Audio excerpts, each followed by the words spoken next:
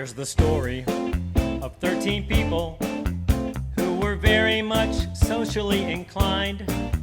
They were looking for a way to help others, but nothing came to mind.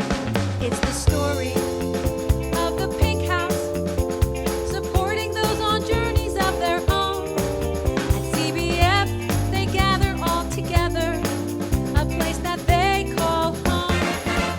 And then one day when they met at the pink house, and they knew that it was much more than a hunch, that this group must somehow serve together. That's the way we all became the Big Wig Bunch. The Big Wig Bunch. The Big Wig Bunch. That's the way we became the Big Wig Bunch.